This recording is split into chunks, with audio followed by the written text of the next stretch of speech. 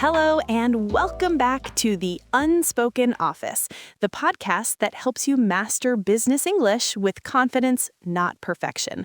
I'm Michelle. And I'm Austin. We're so excited you're here for episode 2. If this is your first time listening, welcome. We created this podcast specifically for ESL speakers who want to feel more confident communicating at work. Exactly.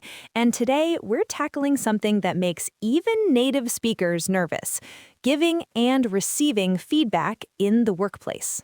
Oh, this is such an important topic. Feedback conversations can feel scary, but they're actually incredible opportunities to build stronger relationships with your colleagues and show your professionalism. That's right. And here's what I want every listener to remember. Giving good feedback isn't about having perfect grammar or using fancy words. It's about being kind, clear, and collaborative. Absolutely. So we're going to break this down into 2 parts. First, we'll talk about giving feedback to colleagues, when you need to suggest improvements or point out issues. Then we'll cover receiving feedback from your manager, which can feel even more intimidating. Right. And we'll end with our phrase bank, a quick recap of all the key expressions you'll want to write down and practice. Ready to dive in? Let's do it. So, giving feedback to colleagues. This is where something we call softening becomes your best friend. Michelle, can you explain what that means? Of course. Softening is basically making your feedback sound less harsh or direct. In American business culture especially, we often wrap criticism in gentler language so it doesn't sound aggressive or rude. Exactly. So instead of saying, your presentation was confusing, which sounds pretty blunt. Right, that could hurt someone's feelings. Instead, you might say something like, I noticed that some of the technical terms might have been challenging for our audience to follow. Perfect example. Did you hear how Michelle used I noticed that at the beginning? That's one of our favorite softening phrases because it sounds observational, not judgmental. Exactly. And here's another great one. I was wondering if we might consider. This phrase is gold because it makes your suggestion sound collaborative, like you're thinking together as a team. Yes. So let's say your colleague's report has some errors. Instead of, there are mistakes in your report, you could say, I was wondering if we might consider double-checking some of the numbers in section 3. That sounds so much more supportive, doesn't it? You're not attacking the person, you're offering to help solve a problem together. Absolutely. And here's a pro tip. Always try to sandwich your feedback. Start with something positive, give your suggestion, then end on an encouraging note. Right, so it might sound like this. Your presentation had some really creative ideas. I was wondering if we might consider adding a few more concrete examples to help the audience understand. Overall, I think this could be really impactful with those small adjustments.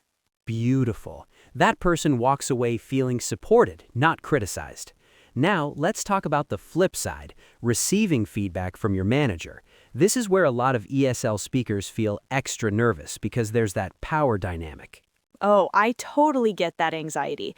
But here's the thing. Your manager wants you to succeed. When they give you feedback, they're investing in your growth. The key is to respond in a way that shows you're professional and open to learning. Exactly. The biggest mistake people make is getting defensive, immediately trying to explain why something went wrong or making excuses. Right, and I understand that impulse. When someone points out a mistake, our natural reaction is to protect ourselves. But in a professional setting, it's much better to show that you're listening and ready to improve. So let's practice this. I'm going to role play as Michelle's manager, and she'll show you how to respond professionally. Ready, Michelle? Ready. Michelle, I wanted to talk to you about the client email you sent yesterday. I noticed you didn't copy the project manager, and that caused some confusion on their end. Thanks for bringing that to my attention. You're absolutely right. I should have included Sarah on that email. I appreciate the feedback, and I'll make sure to prioritize copying all relevant team members going forward. Perfect. Did everyone catch those key phrases? Thanks for bringing that to my attention. This shows you're grateful for the feedback, not defensive about it. And I appreciate the feedback. This reinforces that you value your manager's input and see it as helpful, not as an attack. Exactly. And then Michelle ended with, I'll make sure to prioritize this going forward. That phrase, going forward, is so useful because it shows you're thinking about future improvement, not dwelling on the past mistake. Right. And notice I didn't make excuses.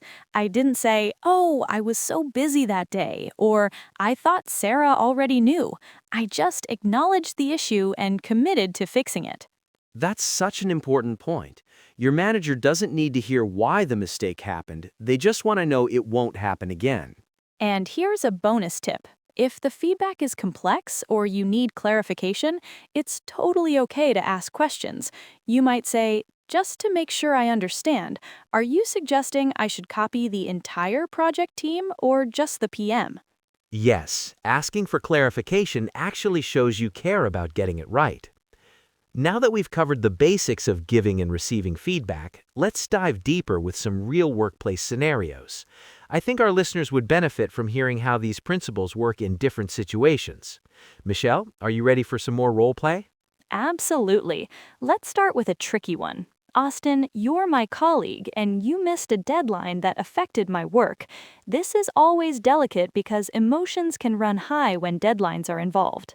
Right. So the key here is to focus on the impact, not blame the person. Michelle, I know I was supposed to get you those marketing materials by Wednesday so you could finalize the client presentation. How would you approach this conversation with me? Hi, Austin. Do you have a few minutes to chat about the marketing materials? I wanted to touch base because when the deadline shifted to Friday, it put me in a tight spot with the client presentation. I was wondering if we might consider setting up a backup plan for next time, or maybe checking in midweek if you're running behind? Oh, wow, Michelle, you're absolutely right. I should have given you a heads up earlier in the week. I really appreciate you bringing this up directly with me instead of just being frustrated. That backup plan idea sounds great. Maybe we could set up a quick check-in on Tuesday for future projects? See how that felt collaborative instead of confrontational. I didn't say, you missed your deadline, or you made me look bad to the client. Instead, I explained the impact. It put me in a tight spot, and immediately moved to problem solving for the future. And notice how Michelle started by asking if I had time to chat. That's so important. Never ambush someone with feedback. Give them a chance to be mentally prepared for the conversation. Exactly. All right, let's try another scenario, but this time I'll practice receiving feedback. Austin, you're my manager, and you need to tell me that my communication style in meetings is too passive, and it's affecting my credibility with senior leadership. Hi, Michelle. I wanted to schedule some time to discuss your participation in our leadership meetings. I've noticed that you tend to hold back from sharing your ideas, and I think some really valuable perspectives aren't being heard. The senior team has mentioned they'd love to hear more from you about the marketing initiatives you're leading. Thank you for bringing this up, Austin. I really appreciate you taking the time to give me this feedback. You're right that I do tend to hold back in those meetings. I think I sometimes worry about taking up too much time or saying something that isn't fully thought through. Could you help me understand what kinds of contributions would be most valuable? And maybe we could discuss some strategies for me to feel more confident speaking up. That was a textbook response, Michelle. You did three things perfectly. First, you thanked me for the feedback. Second, you acknowledged the issue without making excuses. You shared your thought process but didn't use it as an excuse. And third, you asked for help and next steps. That shows you're committed to growing. Thanks. Now, I want to address something that's really important for our ESL listeners: cultural differences in feedback styles.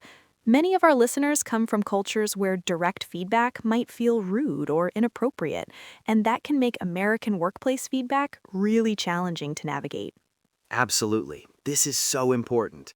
In American business culture, feedback is generally seen as a gift. It's how we help each other grow.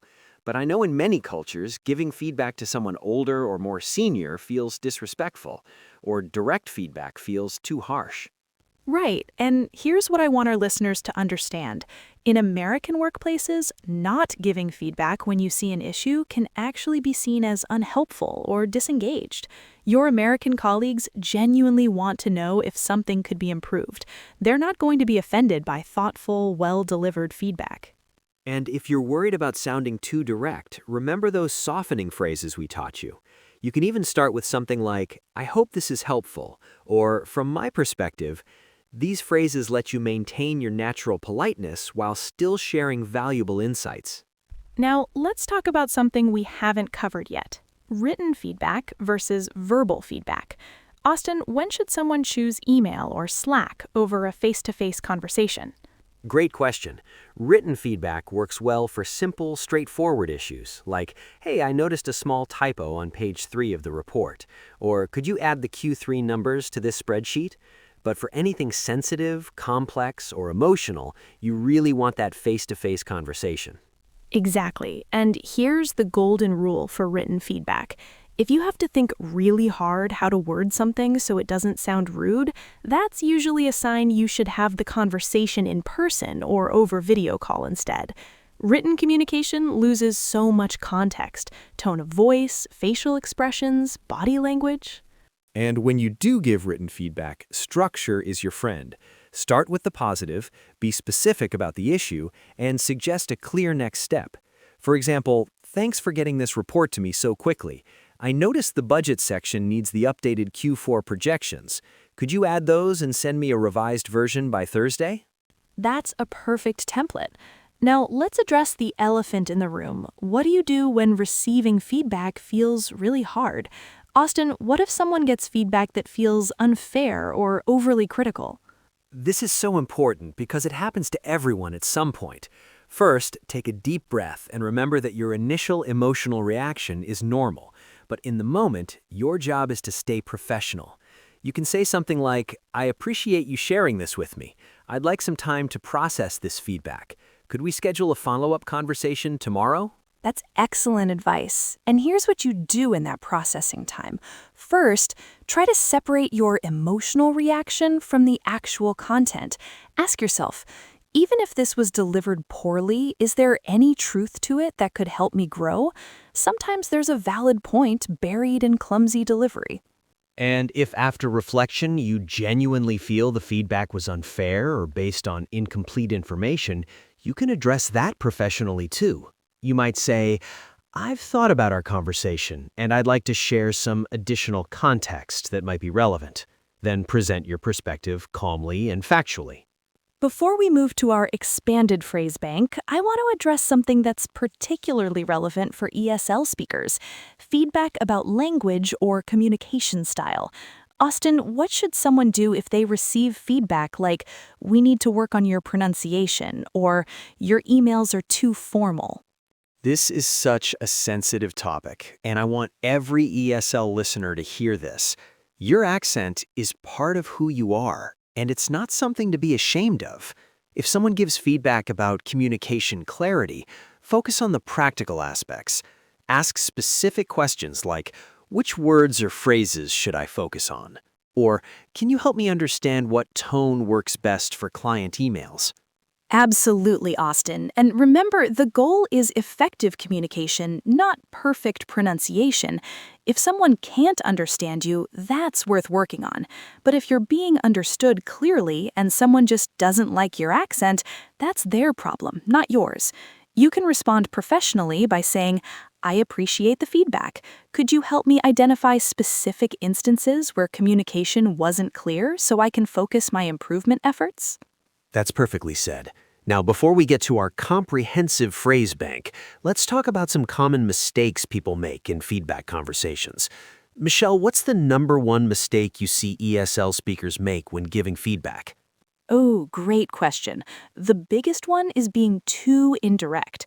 I know we just talked about softening language, but sometimes people soften so much that their message gets lost completely. They'll say something like, "Maybe it might be possible that perhaps we could consider," and the other person has no idea what they're actually suggesting.